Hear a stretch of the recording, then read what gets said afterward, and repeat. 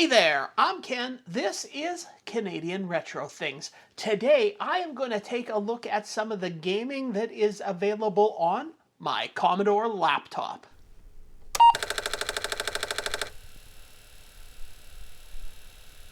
That's right, my Commodore laptop. You heard me correctly. And if you don't know what I'm talking about, it means you haven't seen the video over on my second channel. It's a video where I take this Dell Inspiron laptop and I install Commodore OS on it to save it from the end of life of Windows 10. It's the Commodore OS is a Linux distro that is currently available, and yeah, quite surprisingly, it's not a bad Linux distro at all. So I did cover all of the installing it and the productivity that's available on it in the other video. So today I'm going to be looking at the gaming that's available, a lot of it which is fairly retro. So watching that first video is not entirely required, but yeah, hey, it would help out my new fledgling second channel there if you did go check it out. So yeah, I'll give you a minute.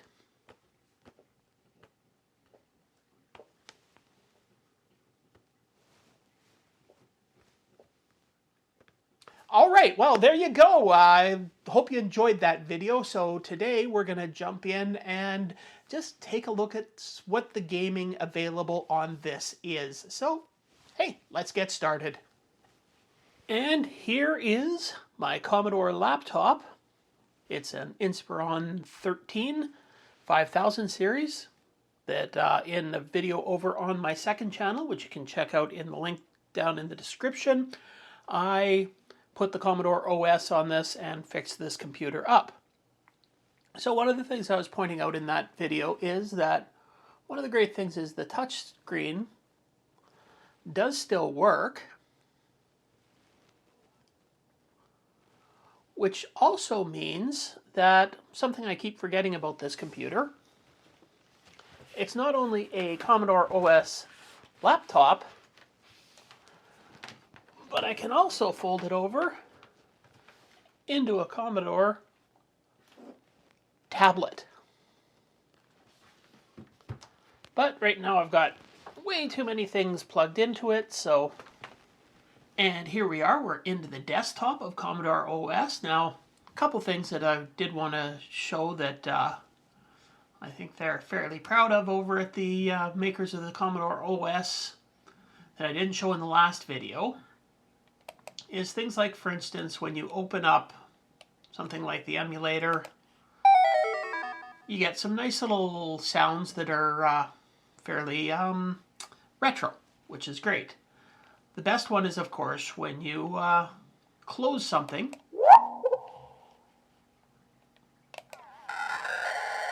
You get that classic space explosion sound, which is pretty cool.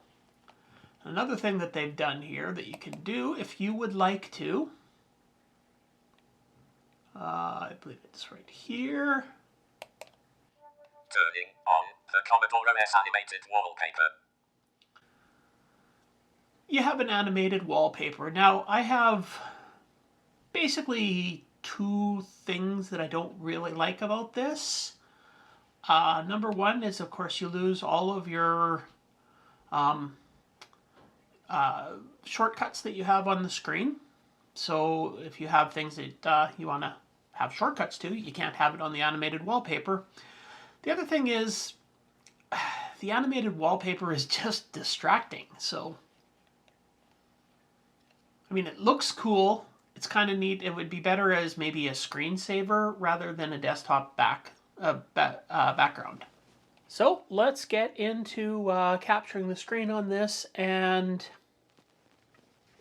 playing around with taking a look at what some of the games are that are available on this. All right, so here we are into the desktop and we are going to look at the games. So we're going to start off with the games that are just ready to go out of the box. So we go down and under applications to games, and there's just an absolute ton of games here. There's action, adventure, beat 'em up, board, desktop, fantasy RPG, first-person shooter, platform, puzzle, racing, shoot-'em-up, simulation, sport, strategy, you're absolutely going to be able to find something that you want to try playing. So let's, I don't know, let's try Capman. Oop, comes in up in a little tiny screen. There we go.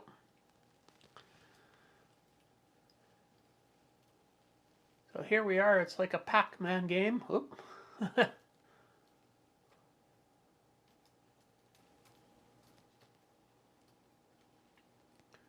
So no matter which types of games you like, you're going to be able to find something on here that you're going to want to try playing. If you're a lover of games, then this is, yeah, definitely something worth checking out. Now, let's take a look at what we have for emulators. Now, one thing that I did find when you go down to the Commodore Emulators, most of these don't actually work right out of the box because you have to download the ROMs and everything for them. So that, unfortunately, the only thing that does work is under the Commodore 64 emulator, you get OpenROM's generic build, which seems to have a lot of trouble actually running things. You can get some programs to work on this. I played around with it a bit, but I had a little bit of trouble. So also, if you want to see what different games you actually have on here, you go to Browse Classic Commodore Software and into Commodore.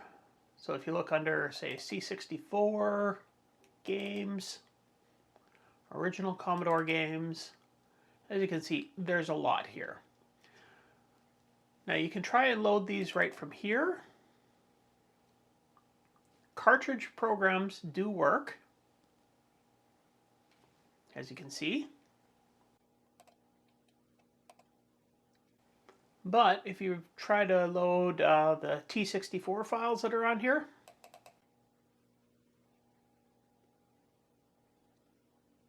you just get a device not present error. So out of the box, you can play Commodore cartridges. Now, if you want to download everything you need for all of these emulators, because of course,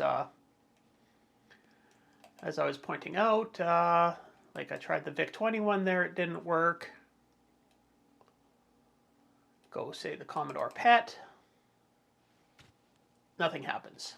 So to download all the emulators that you're going to need here, it's really easy. It's built right into the OS here. What you want to do is go to System, Commodore OS, Settings,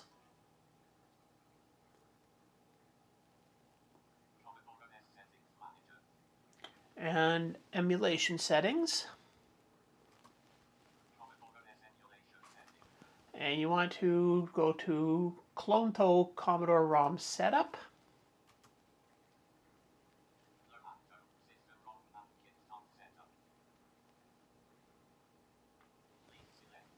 Commodore 8-bit.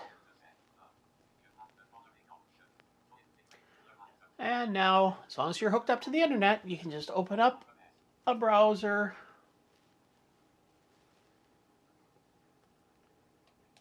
and download it.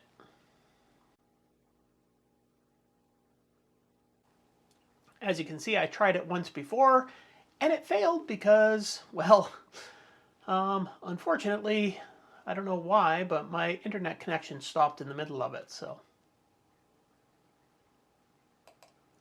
once you're done that, you close.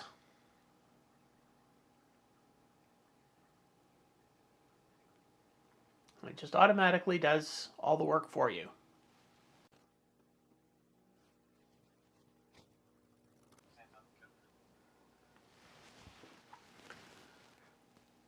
And now,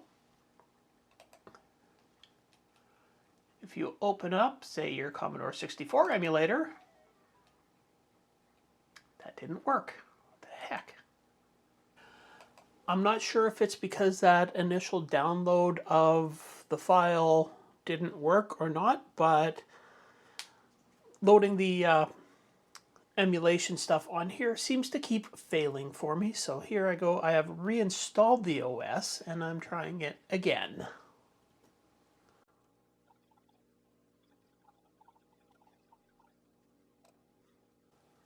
Let's hope it works this time.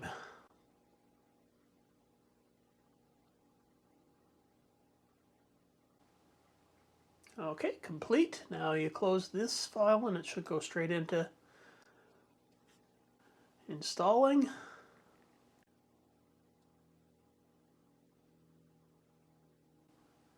All done, no errors. That looks much better.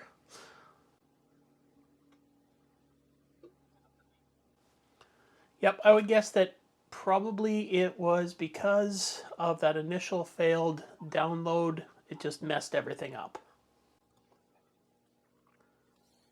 And now, when we open one of the emulators, say the Commodore 64 emulator, there we go. That is the Commodore 64 emulator I'm looking for.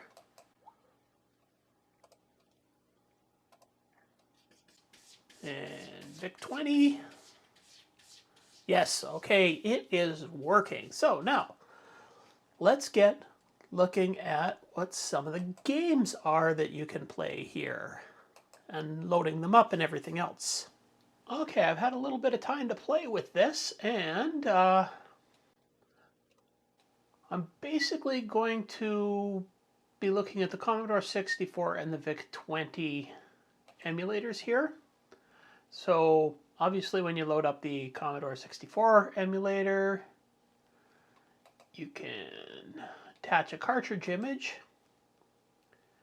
Those are in classic software, Commodore C64 games, original Commodore games. Oops. Wrong one. Original Commodore games. So go like Omega Race, attach, and boom, go straight into the cartridge image. Now the other way that you can load software in is if you hit the little Commodore symbol at the bottom, go into Commodore, C64, games, original games, and as you can see, everything's here. You can also easily do the tape files that are there.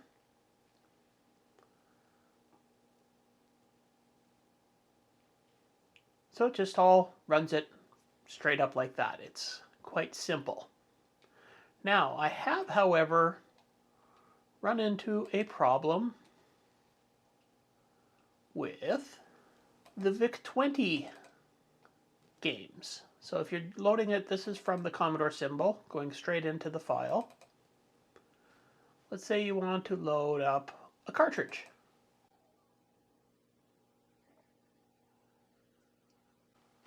And it just closes.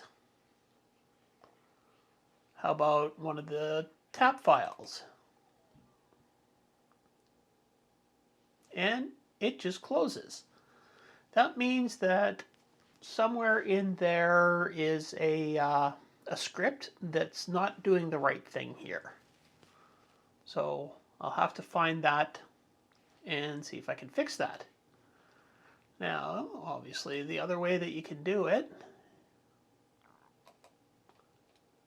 is directly loading the VIC-20 emulator. Except you run into another problem here. Attach a cartridge image. So you go into the VIC-20 file. Lots and lots of cartridges you can try. So let's just load one up. Attach. And it doesn't do anything. Well, maybe just doing a soft reset will boot it straight into the cartridge. Nope. Well, let's try attaching the cartridge image again.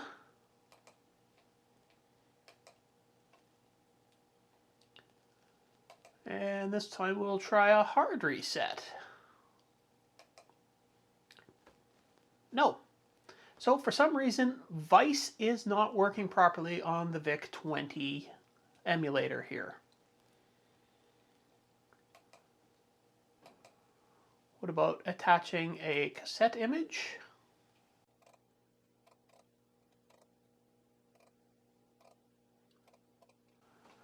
And auto start it.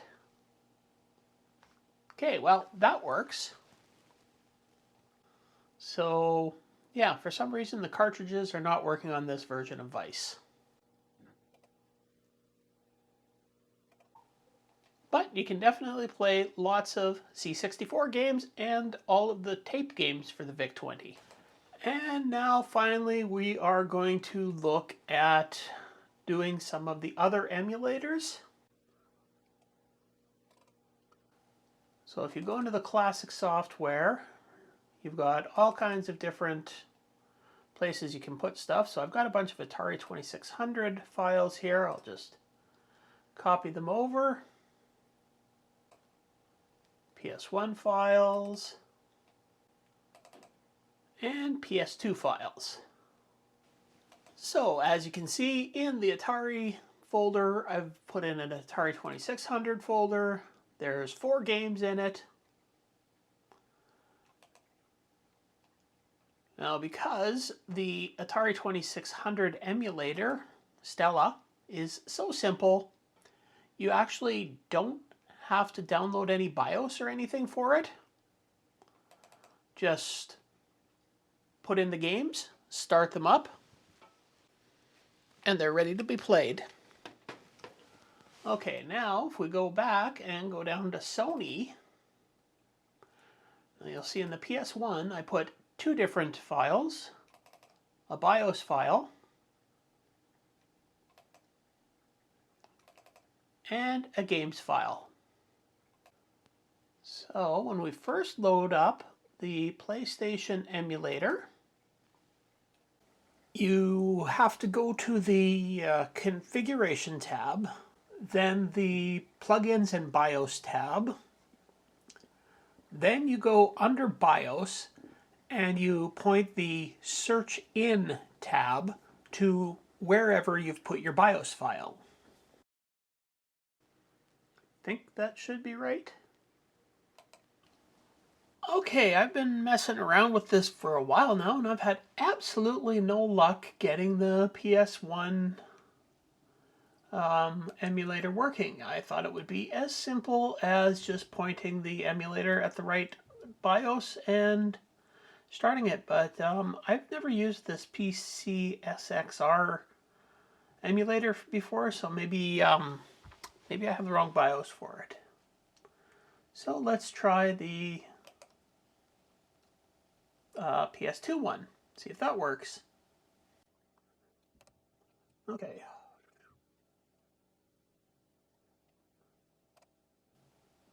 BIOS. Okay, let's point it at the right place for my BIOS. It's under here, under classic software, Sony PS2 BIOS. Let's see if that works.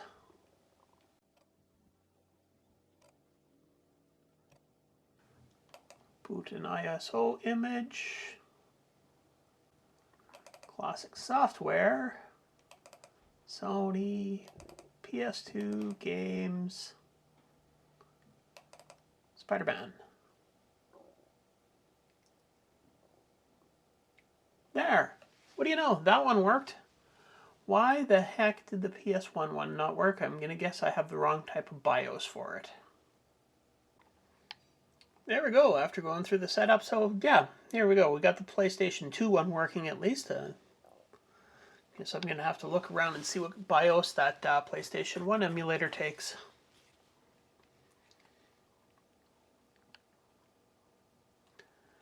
Now, unfortunately, the thing that disappoints me the most on this is that there's no Coco emulator on here. But fortunately, there is Wine, and I did a video a little while ago about how you can stick VCC onto a Linux machine using Wine, so I guess I'm going to have to do that. But for now, I'm just going to play me some Spider-Man. And that is just scratching the surface on the gaming you can do on Commodore OS. Now, I certainly did run into a few problems getting some stuff running. That VIC-20 emulator, cannot get cartridges working on that. I tried for, I don't know, last night maybe an hour or two trying to get that PS1 emulator working. I followed online tutorials. I just could not get it to work. But I got the PS2 one working with no problem whatsoever. So I don't know if there's just a problem with that PS1 emulator, or was I doing something completely wrong? I don't know.